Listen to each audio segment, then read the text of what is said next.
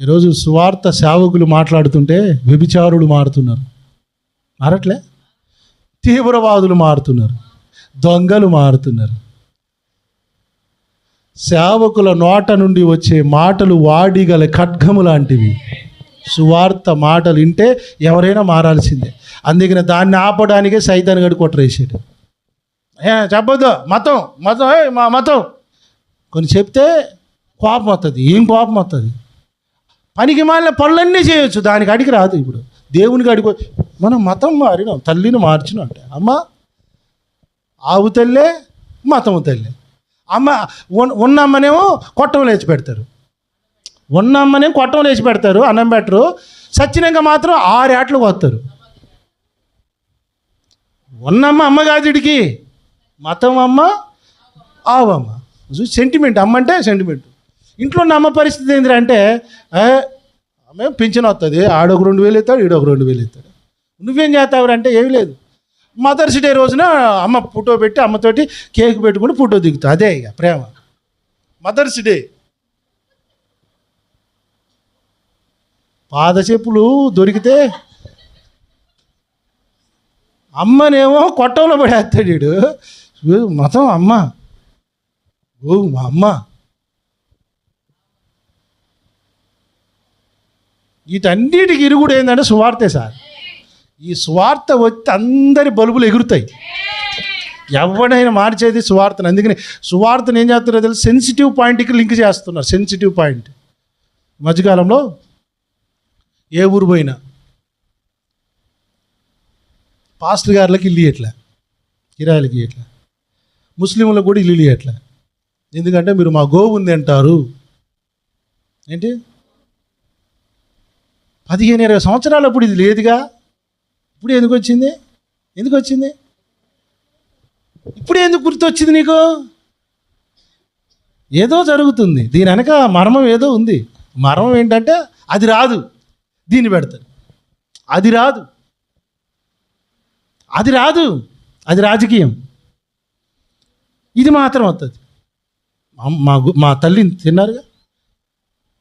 మొన్న తల్లిని మంచంలో వేసి తొక్కి గొంతు మీద కాలు పెట్టి తొక్కినప్పుడు లేదు. ఈరోజు లేటెస్ట్గా నేను ఈరోజు సాక్షి పేపర్లో చూసిన, తండ్రి చచ్చిపోయాడట. భూస్థాపన కార్యక్రమాలు 2 కొడుకులు చేయాలిగా.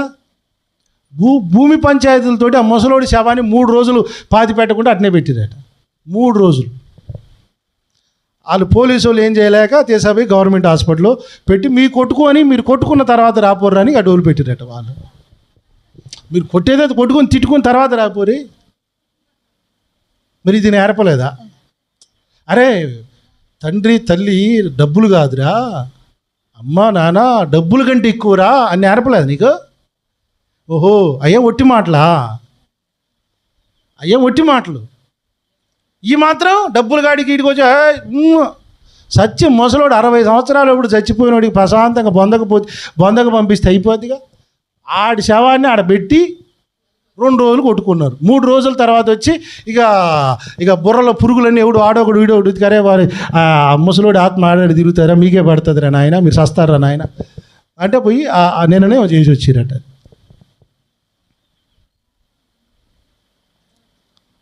ఇది చేర్పలా.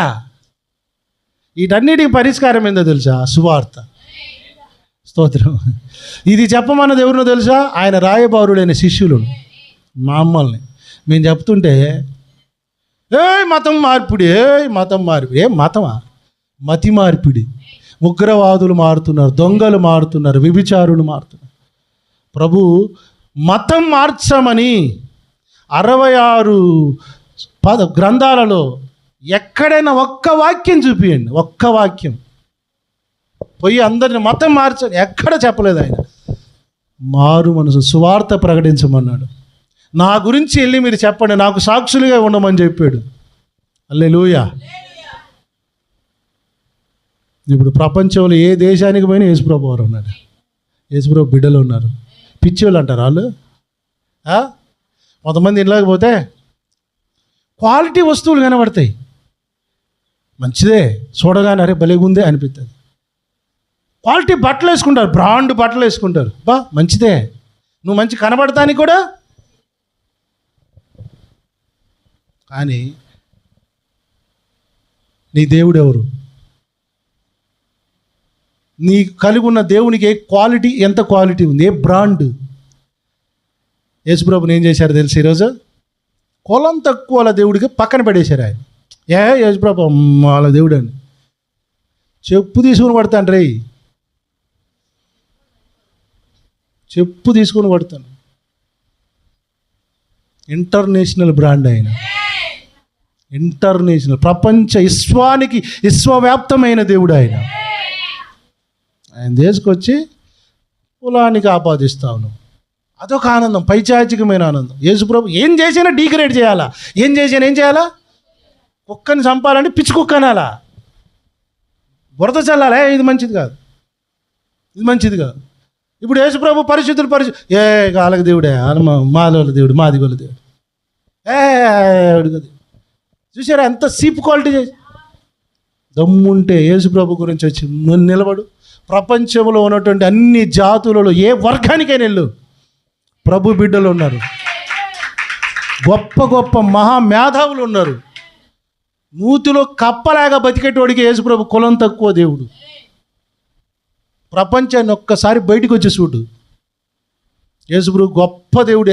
ఎంత గొప్ప దేవుడో నీకు అర్థమైంది. ఈ సువార్త చెప్పడానికి శిష్యులు బయటికి వెళ్ళి తమ ప్రాణాలను కూడా లెక్క చేయకుండా సువార్త చెప్పారు. యేసుప్రభు వాళ్ళకి డబ్బులు ఇచ్చి పంపలేదు. ఎవడో అంటుండే, ఏమంటే వీళ్ళు డబ్బులు ఇచ్చి మతం మారుతారండి, బియ్యం ఇచ్చి మతం మారుతారండి. అర్రే, బియ్యం ఇస్తే మారిపోయేంత సీపు క్వాలిటీ మతం అది? డబ్బులు ఇస్తే సీపు, అంత సీపా? నాకు డబ్బులు ఇచ్చి మారు, నువ్వు ఏం మారుతావు? ఏం మతం గురించి చెప్తావు? నన్ను నాకు డబ్బులు ఇచ్చి మారు. నాది మారింది, మతి మనసు మారింది, మతం కాదు. నన్ను మార్చే కేపబుల్ నీకుందా? నాకు అర్థమైంది పాపం అంటే ఏంటి, దేవుడు అంటే ఏంటి, నరకం అంటే పాత, అన్నీ అర్థమైనాయి నాకు. ఇప్పుడు ఎవరు కొత్తగా చెప్పాల్సిన పని లేదు. ఇప్పుడు నాకు 100 కోట్ల కుప్ప నన్ను కూర్చోబెట్టి ఆ తులాభారం వేసి అటు పక్కన నా అంత బంగారం పెట్టి నువ్వు యేసుప్రభుని విడిచిపెట్టాను, చల్ ఎవడో నువ్వు పోమంటాను. నా అంత బంగారం, 100 కేజీల బంగారం ఇచ్చి నువ్వు మార్చుకో, ఇక లగ్జరీగా బతకొచ్చు అన్నా కూడా మారను నేను. ఎందుకో తెలుసా? నా కాడ నీ కాడ లేనిది ఉంది, నా కాడ నీ కాడ లేనిది ఉంది, నువ్వు కలిగి లేనిది నా దగ్గర ఉంది. అదే సువార్త, అదే పరిశుద్ధాత్మ, అదే నిరీక్షణ. దేవునికి స్తోత్రం చెప్దామా?